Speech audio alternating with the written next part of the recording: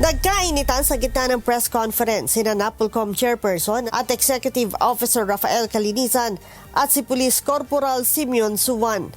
Ito'y may kaugnayan sa pag-aresto ni Suwan sa isang senior citizen na muntikang makabangga sa kanya. Ayon kay Calinisan, malaki ang problema kung ang lahat ng pulis ay kaugali ni Suwan. We have a problem if our policemen are like this. We have a big problem. We really have a big problem. You should not have done that. He's a 76-year-old guy. Reasonable force yan. Wala namang gagawin na yung matanda. Subalit, idinipensa ni Police Corporal ang sarili. Sinangka po niya akong sagasakan. Deliberately po. Meron po akong video dito na nakuha ko po sa barangay. Nasasagasaan niya ako. So, prior to that, gusto ko siyang pinapakiusapan ko na yung lisensya niya. Yung lisensya niya ay isubmit niya doon sa mga barangay officials doon, mga barangay tanod na andon para habang hinihintay namin yung mga traffic enforcers makuha ng mga details. Kasi wala naman po akong balak na magtagal kasi po may lakad po ako that time. Naka-uniform ako, pupunta ako ng krame.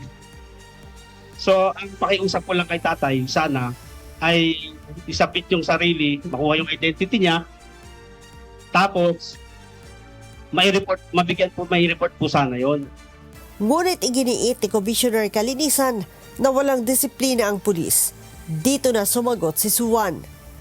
I have to apologize, sir. I understand po. Pero please, sana po ay bigyan niyo ako ng pagkakataong makapagpaliwanag, sir.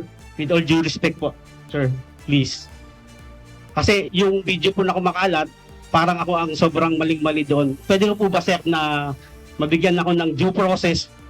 Lumala pa ang sitwasyon ang sabihin ni Commissioner Calinisan na siningil ng pulis ang senior citizen na driver ng 30,000 pesos. Wala pong katotohanan yun, sir. Wag po tayo magpapogi sa media, sir. Ilan po masasabi ko rito. Okay. Sana naman po, sir, ganito. Mabigyan niyo ako ng chance. Mali-mali po yung sinasabi niyo, sir. Hanggang ngayon wala pong binabayad sa akin kahit 5. Wala pala eh. So be it.